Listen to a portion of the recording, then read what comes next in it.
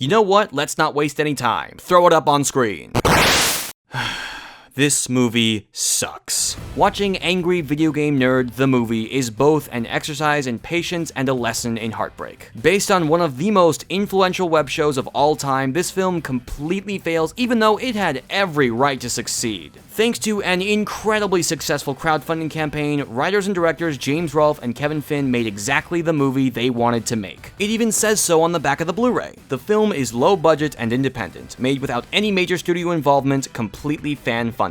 With all the evidence, it really does look like this 2-hour train wreck was the complete intended product. So really, from concept to execution, from intent to content, from tagline to title, this aggressively stupid, utterly repulsive, monumentally masturbatory work of bad filmmaking was doomed from the very start. It's a movie worthy of its main character's favorite teardowns. It's a bucket of bad, an ocean of awful, a cacophony of crap, a symphony of suck, and I don't like it. Just so you know, it brings me no pleasure saying any of this.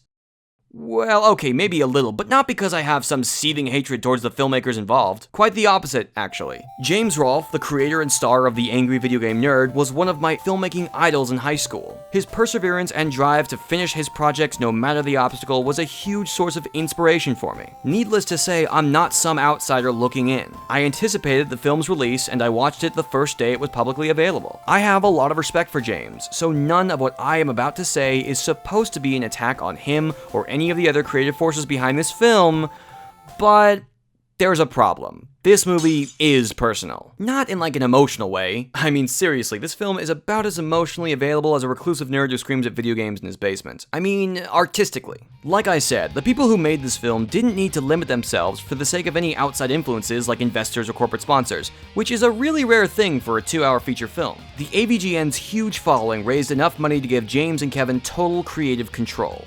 We thought before that only a portion of the budget would be fan donated and the rest of it would all come from investors, but now it seems that this whole thing could be totally fan supported, and that would ensure that we would have 100% creative control over the project. That means criticizing the ideas behind the film is more or less a knock on the filmmakers behind the camera. And this movie is terrible even on a base level, so as much as I want to say, nothing personal guys, that doesn't really work with AVGN the movie. It is their movie, and my harsh words will sometimes sound like attacks on their storytelling and filmmaking abilities no matter what. Look, it's hard to separate art from artist when the art is such a detailed reflection of the artist's vision. So let me first address what defines how this movie is shot, heard, and told. Angry Video Game Nerd the movie can best be described as a B-movie, which is a style of filmmaking grounded in a high-concept genre like fantasy, science fiction, or western, but made with a noticeably small budget. In this case, the low budget is very obvious and doesn't detract from the production value, but instead adds to the overall aesthetic. Miniature sets are frequent, and the bigger props and set pieces are clearly homemade. This is the only part of the movie I like because it gives the film its own unique imagery. It's a successful showcase of this genre's appeal.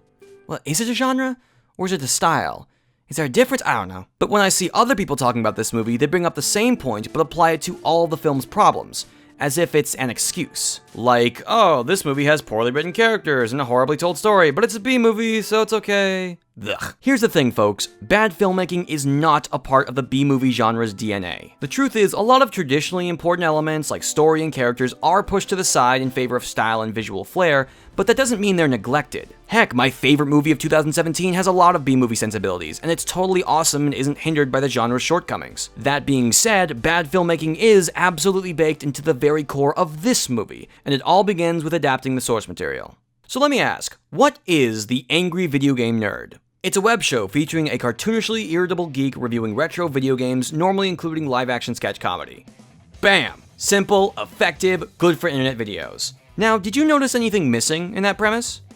Of course you did. There's no story. We've got a character, and that's good, but there's no narrative connecting any of what's going on. Sure, some episodes of the show feature standalone plots, but they're more a supplement to the game review. And let me be clear, that's all fine and good. Not everything needs a story, and the show works just fine without one. So, what happens when you try to stretch out a 20-minute web show across a feature-length story? Simple. You overcompensate, thus blowing everything out of proportion, starting with your main character. Something tells me you're not just some gamer, but the gamer. The premise of the Angry Video Game Nerd movie, which should have been the title, by the way, is that the video game E.T. on the Atari 2600, one of the most legendarily bad games of all time, is getting a sequel. And one of the people behind the game believes the nerd will be the perfect spokesperson to sell to his audience. If people hate the games they're playing, why are they still playing them? Because of this guy. So the film's entire plot is based on the conceit that the angry video game nerd is the most influential figure in all of gaming. Like, people are literally buying bad games because of him. Well, now I gotta buy it. I can't wait to tell everybody that the angry video game nerd yelled and spat on this game. I don't know if I've ever seen a film so insistent of its main character's importance. A good chunk of the runtime is dedicated to showering the nerd with love and affection from his fans. We are your biggest fans. Drew you this picture. Love the nerd. I drew a little portrait. I got your custom t-shirt right here. Well, who else can you think of that actually cuddles up with the AVGN plush doll every night? He walks into an arcade and the place goes crazy. Scores of fans travel to the middle of nowhere just to celebrate him. At one point, the villains literally watch one of his videos and have a laugh. Good God, this is obnoxious. I kinda get the spokesperson angle since it provides a catalyst for the story, but everything else is too much. The back of the Blu-ray claims the film was made by fans for fans. But the fans already love the nerd. Who else does this movie need to convince? You know, whenever this cinematic trash fire comes to my mind, the one word that comes with it is masturbatory. Wait, is that okay for me to say, YouTube? Ah, whatever, you know what I mean. By the way, none of this self-aggrandizing has any meaningful impact on the story. But then again, of course it doesn't, because the story has no meaning to begin with. Look, I acknowledge the plot isn't really the focus. It's more just a means to jump from one homage to the next. Road trip adventure, gross-out horror, kaiju cinema. This film is a tribute to the movies James grew up watching. But do we have to spend so much time explaining all of this nonsense? I can't remember the last time I saw a movie with so much exposition. I heard that Atari recalled all of the cartridges and buried them somewhere in the middle of the desert because the game was so bad.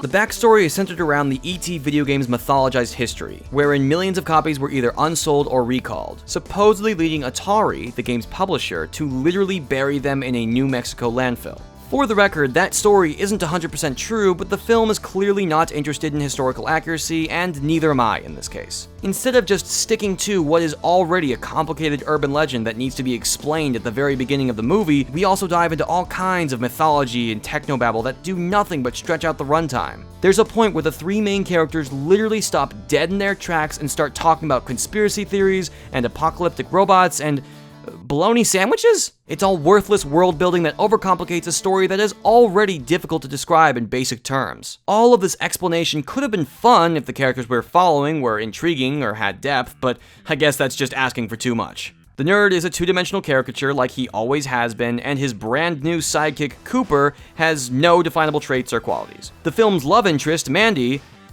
well, actually, you know what? We'll get to her in a bit. The villains aren't interesting, one seemingly important character is actually completely unnecessary, and some characters are just loud for the sake of, being loud, I guess? You know, because being loud is jokes. And while we're at it, let me acknowledge that a lot of this is for the sake of comedy. The cheap effects, the abundance of backstory, the flat characters, it's all played for laughs. I'm not stupid, folks. Problem is, none of it's funny. Like, not a single joke lands for me. This isn't one of my big points because comedy is subjective and you might find this movie hilarious, but even with a solid grasp on James' sense of humor, nothing lands. And do we have to make all the stupid fourth wall jokes? Every time this movie gleefully points out a trope or makes light of a budgetary setback, it only adds to the secondhand embarrassment. May I remind you that just because you point out a bad thing doesn't excuse you when you do that thing. Like, take a listen to this comedy gold. Come on, man, haven't you had enough?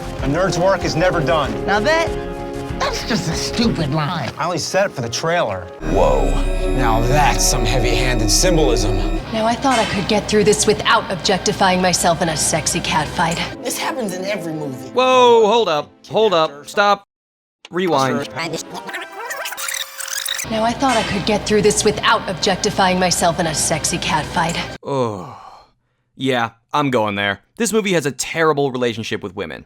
I'm sorry, ma'am. We didn't know that we were doing anything wrong. Your hands on the vehicle. All right, honey. Don't get your panties in a wad. I'm not wearing any panties.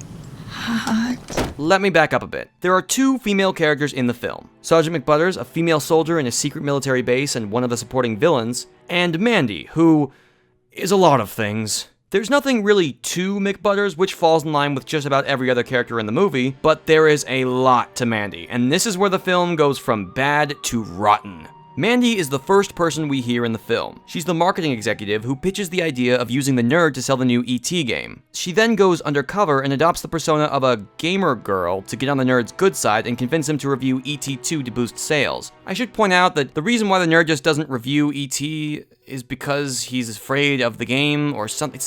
I don't know. I don't get it. It's dumb. At one point, Mandy is kidnapped and the villains are expecting the nerd to save her, but then he turns it down, and she has to save herself by fighting her captor McButters in good old-fashioned hand-to-hand combat. All of this sounds good, right? Mandy is a strong woman with her own background, and unlike literally every other character in the movie, she has her own arc, going from a greedy businesswoman to a, true gamer girl. And as the directors have proudly pointed out, the nerd's disinterest in saving her was an intentional subversion of the damsel in distress trope.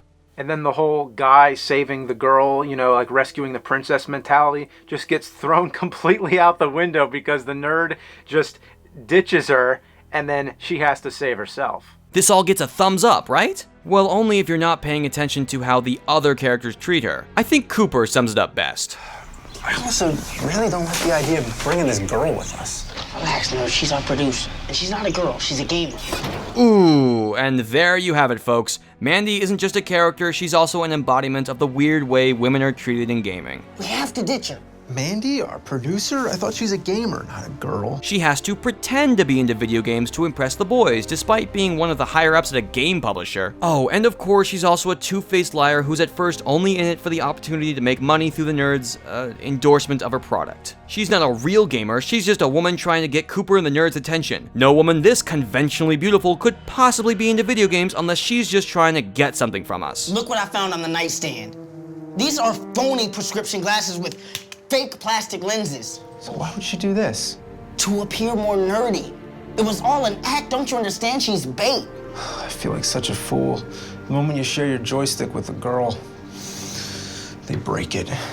Oh my god, that's not just bad, that is objectionable. All of the totally sexist hang-ups that linger in gamer culture are brought full force here. The idea that women have to prove that they're into gaming and not just faking it for some stupid ulterior motive is one of the many ways that women are held to a much higher standard in nerd culture. I understand that Mandy was written to be a strong female character, but you don't make better female characters just by defining them as strong. You're not adding any depth or nuance, you're just using a different set of colors on the same empty canvas. It's like the writers focused on this one moment wherein Mandy saves herself, then gave themselves a pat on the back and forgot they wrote in a whole bunch of other sexist stereotypes too. Where'd those come from? Now call me crazy, but maybe they just should have written Mandy as a character instead of approaching the act of writing a female character as a series of cliches to avoid. Just a thought. You know, the more I look back on this 2-hour dumpster fire, the more confused I become. This film is so obviously bad. There's very little redeemable content in this package, and I could totally keep going for another hour. But this film doesn't receive that much scathing criticism. Why is that? I mean, the fans certainly loved it, that's for sure. Excellent. Well worth the wait. Fantastic. Awesome. Better than I expected. 10 hours better. It was like every movie combined. But maybe that's the issue. I think the underlying poison rotting away at Angry Video Game Nerds the movie is that all of this garbage seems to be for the sole benefit of the filmmakers and their following. The fans love the nerd. The fans understand his humor. The fans will excuse everything just to watch their favorite internet celebrity make bad jokes and mug at the camera. I say this because I am a fan of the nerd, which means I theoretically should be enjoying this, but no, I am embarrassed half the time I'm watching this rancid violation of the moving image. Why doesn't any of this work for me? I think it's because I can tell that this was, made for me. I can tell this is trying to appeal to my sensibilities as an AVGN fan with the callbacks to the nerd's greatest hits and the ET game review during the credits and all this other stuff that sounds perfectly pleasant on the surface. Here's the thing, pandering to your audience doesn't work.